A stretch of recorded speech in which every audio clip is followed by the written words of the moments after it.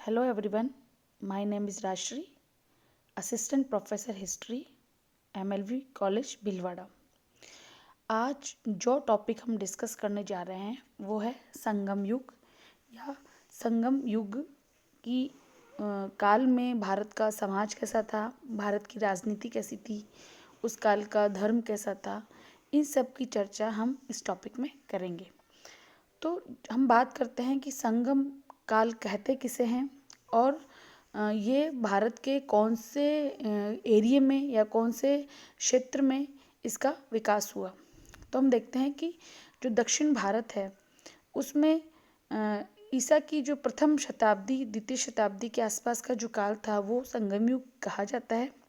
और जिस प्रकार हमें उत्तर भारत की सभ्यता संस्कृति की जानकारी वैदिक साहित्य से मिलती है, उसी प्रकार हम देखते हैं कि दक्षिण भारत के प्राचीन इतिहास और सभ्यता संस्कृति की जानकारी हमें संगम साहित्य से प्राप्त होती है। और इसी कारण संगम साहित्य के इस काल को संगम युग कहा जाता है। अब इसको संगम काल क्यों कहा जाता है, आपके मन में ये भी विचार आ रहा होगा। तो संगम का जो अर्थ होता है वो शाब्दिक अर्थ हम देखें तो वो होता है संघ या अकादमी।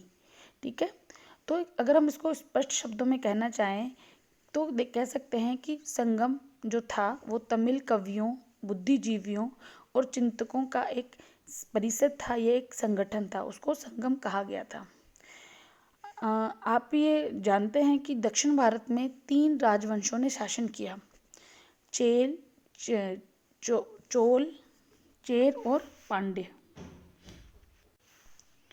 और ये जो तीनों राजवंशों में जो पांड्य राजवंश का जो काल था उसमें पांड्य शासकों के अंतर्गत 3 बार संगमों का गठन किया गया, अर्थात 3 बार परिषदें हुई जिनमें तमिल कवि और बुद्धिजीवी एकत्र होते थे और वहाँ अनेक प्रकार के काव्यों की रचना करते थे। तो इस प्रकार इस पूरे काल को संगम काल कहा गया। और इस काल में जो साहित्य रचा गया और उस साहित्य में जिस प्रकार की कला संस्कृति का वर्णन दिया गया है उसके बारे में हम इस चैप्टर में अध्ययन करेंगे। तो पहली बात हम समझ गए हैं कि संगम का अर्थ क्या होता है और संगम क्या थे। अब हम बात करते हैं कि प्रथम संगम कब हुआ। तो प्रथम संगम की जो स्थापना थी वो ऋषि अगस्त्य की अध्यक्षता में हुई और इसकी सदस्य संख्या 549 अर्थात 549 बताई जाती है। अर्थात प्रथम संगम में इतने लोग एकत्र हुए। इस काल में जो प्रमुख जो रचनाकार थे वो थे तिरुपुरमेरिथ, कुन्नू मेरिंद, गुरु गवल और मुरिजियर। चूँकि ये दक्षिण भारत के नाम हैं इसलिए आपको अभी अजीब से लगेंगे। प्रथम संगम में जो प्रमुख रचनाएं हुई वो हैं अक्कातियम, परिपदल, मुदुनेरु, कलिरिवीर आदि उल्लेखनीय हैं। इनमें से एक भी रचना अभी उपलब्ध नहीं है, हमें बाद की जो रचनाएं हैं उनसे इसकी जानकारी प्राप्त होती है। जो द्वितीय संगम था इसकी स्थापना कपाटपुरम में हुई। कपाटपुरम को अलेवे भी कहा जाता है। इस संगम के जो प्रथम अध्यक्ष थे वो अगस्त्य ही थे और बाद में इसकी अध्यक्षता तोलकाप्पियर ने की। इसमें सदस्यों की कुल संख्या 49 बताई जाती है। जो तीसरा संगम था इसकी स्थापना मदुरई नगर में हुई। मदुरई को मदुरै भी बोलते हैं, ठीक है। और इसे भी पांड्य राज्यों का संरक्षण प्राप्त हुआ। इसकी सदस्य संख्या भी 49 बताई जाती है। इसमें जो प्रमुख रचनाएं की गई वो थी पद्दिलुटुपत्तु, वरी, सितिरिसे आदि इस काल की प्रमुख रचनाएं थी। इस संगम की जो रचनाएं हैं वो भी अधिकतर नष्ट हो चुकी हैं। डॉक्टर नीलकंठ शास्त्री ने संगम साहित्य की जो रचना काल है वो ईस्वी सन की प्रथम 3 शताब्दियों की अवधि में बताया गया है। इसके विपरीत डॉक्टर मजूमदार का मानना है कि संगम युग की अवधि 1000 वर्ष थी और इसे 500 ईसा पूर्व से 500 ईस्वी के मध्य निर्धारित किया जा सकता है। अर्थात हम देखते हैं कि स्पष्ट विवरण नहीं मिलने के कारण इतिहासकारों ने अपने अपने अलग अलग तर्क दिए हैं इस बारे में। अब हम जब बात करते हैं इस काल की सभ्यता संस्कृति की, तो जो महत्वपूर्ण जो पहला पॉइंट उभर कर आता है वो है संगम साहित्य में प्रतिबिंबित राजनीतिक स्थिति। अर्थात उस काल की राजनीतिक स्थिति कैसी थी, इसका विवरण संगम साहित्य में किया गया है। तो संगम साहित्य में जो महत्वपूर्ण बात हमें पता चलती है वो है कि इस युग में तमिल प्रदेश पर 3 प्रमुख राजवंशों, कौन सा, चेर, चोल और पांड्य राजवंश का शासन था। अब हम बात करेंगे चेर राजवंश की। तो चेर राजवंश का जो शासन था वो तमिल देश के पश्चिमी तट पर था। और हम अगर बात करें कि इस युग का जो प्रथम शासक था तमिल साहित्य के अनुसार, अर्थात संगम साहित्य के अनुसार, वो था उदयन जेरल। और इसका जो टाइम पीरियड माना जाता है वो माना जाता है 130 ईस्वी के आसपास। और इसने कुरुक्षेत्र में भाग लेने वाले सभी राजाओं को भोजन कराया था, इसलिए इसे महाभोजन उदयन जेरल कहा जाने लगा। इसके बाद उसका उत्तराधिकारी नेदुन जेरल शासक बना और उसने भी कई युद्धों में विजय प्राप्त की। उसकी राजधानी मरंदई थी। वह चोल राजाओं के विरुद्ध युद्ध करते हुए मारा गया। उसके बाद जो अगला राजा बना वो आदन था। उसके समय में उसके अनुज कुडुवन ने कोंगू के युद्ध में विजय प्राप्त की और चेर राज्य की सीमा पूर्वी और पश्चिमी समुद्र तट तक चली गई। इसी वंश में आदन का पुत्र सेनु गुट्टुवन हुआ। वो भी अधिक लोकप्रिय शासक था और उसने एक शक्तिशाली नौसेना का बेड़ा भी इकट्ठा किया। उसकी जो कार्यकाल था वो 180 ईस्वी के आसपास माना जाता है। और इसने अपने काल में एक सबसे महत्वपूर्ण जो इसका जो कार्यकाल माना जाता है वो था कि इसके समय में पत्तिनी पूजा का प्रचलन हुआ। पत्तिनी पूजा का तात्पर्य है कि एक आदर्श और पवित्र पत्नी को देवी रूप में मूर्ति बनाकर पूजना। इसे कुन्नी पूजा भी कहते हैं।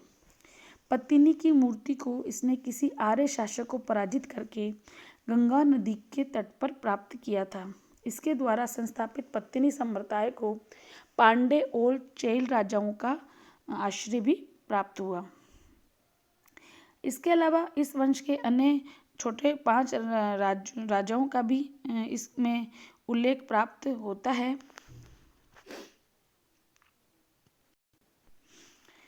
चेर राजवंश संगम युग का पहला राजवंश था और दक्षिण भारत में प्राचीन सभ्यता संस्कृति का जन्मदाता माना जाता है। उसके बाद हम बात करेंगे संगम युग के दूसरे राजवंश की, वो था चोल राजवंश।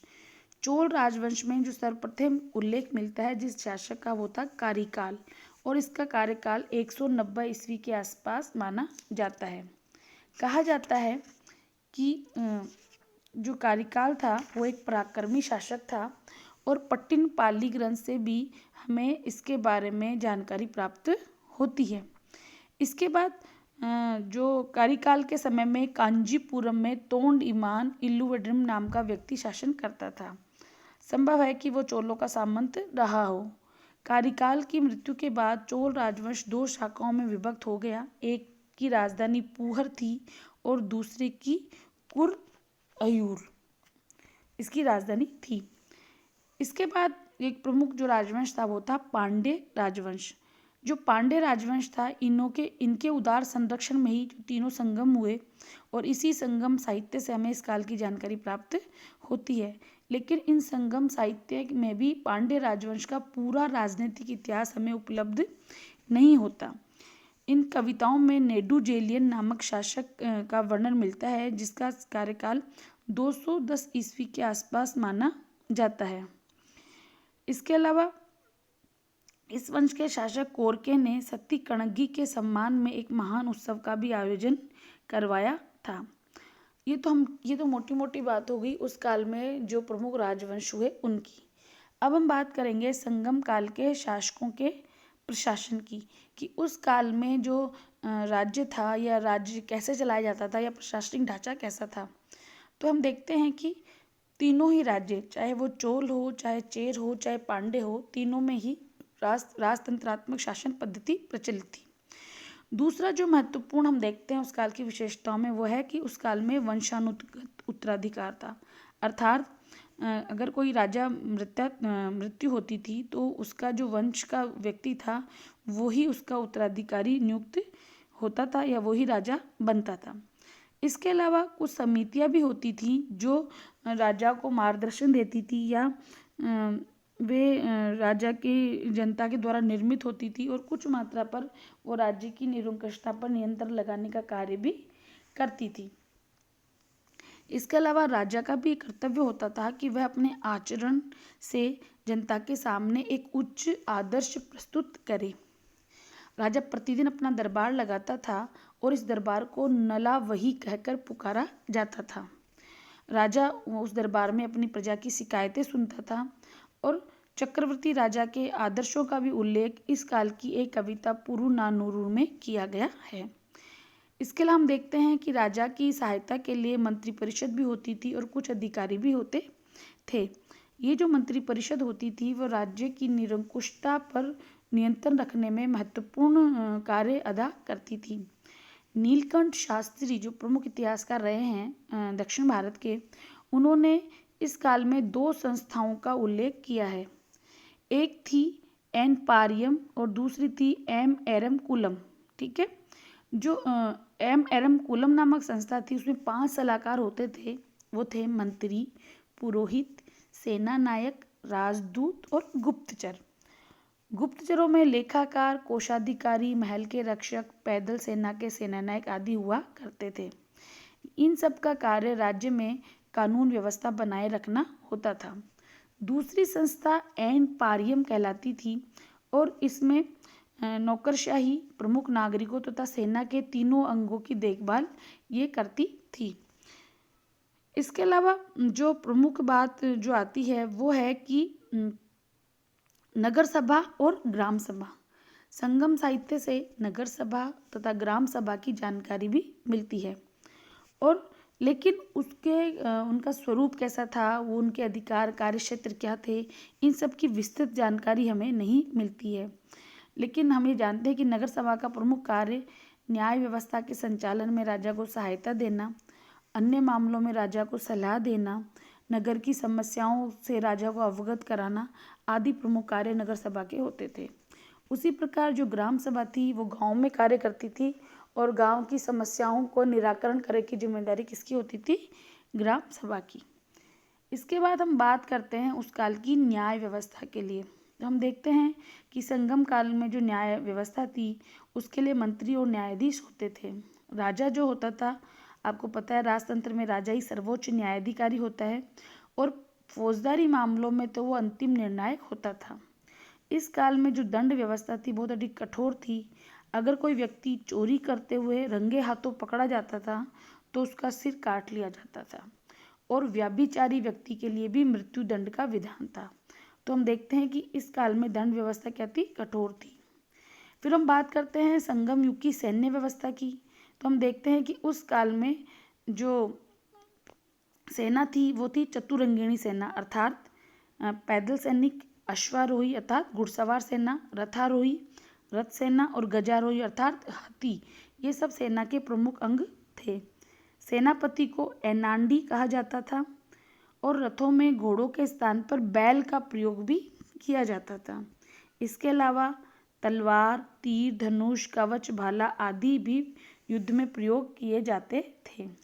तो हम देखते हैं कि उस काल में जो सैन्य व्यवस्था थी वो अधिक महत्वपूर्ण थी।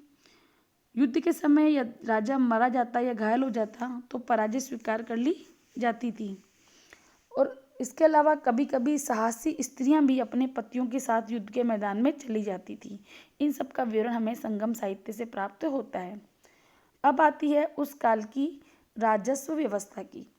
तो हम देखते हैं कि उस काल की जो राजस्व व्यवस्था थे उसमें भूमि कर आय का प्रमुख साधन था। इसके अलावा भूमि कर के अलावा व्यापार से भी आय प्राप्त होती थी, अन्य कर लिए जाते थे। भूमि कर को कराई कहा जाता था। जो कर था वह जो भूमि कर था वो 1/6 भाग वसूल किया जाता था। इसके अलावा अगर कोई व्यक्ति सरकारी जो सिंचाई के साधन थे उनसे सिंचाई करता था तो उसके लिए सिंचाई कर अतिरिक्त मात्रा में देना पड़ता था। इसके अलावा जो सीमा शुल्क भी लिया जाता था उसको उल्गू कहा जाता था। युद्ध में शत्रु पक्ष से जीती हुई या लूटी हुई संपत्ति भी आय का एक प्रमुख साधन था और इस आय को कहा जाता था ईराई। राज्य की ओर से धन की अतिरिक्त मांग एवं बलात् लिए गए उपहार को इरादू कहा जाता था। संगम काल में चोल शासकों ने कुंभाकोनम नाम से एक विशाल कोषागार की व्यवस्था भी की थी। अर्थात हम देखते हैं कि ये जो हमने पूरा विवरण पढ़ा तो देखते हैं कि जो संगम कालीन जो राजनीतिक व्यवस्था थी वो उत्तर भारतीय राजतंत्र के समान ही मिलती जुलती थी। इससे पहले हम मौर्य युग के प्रशासन की बात कर चुके हैं, तो देखते हैं कि वैसा ही प्रशासनिक व्यवस्था हमें दक्षिण भारत में भी देखने को मिलती है। और इस सब की जानकारी हमें संगम जो ग्रंथ हैं, संगमकालीन कविताएं उनसे प्राप्त होती हैं।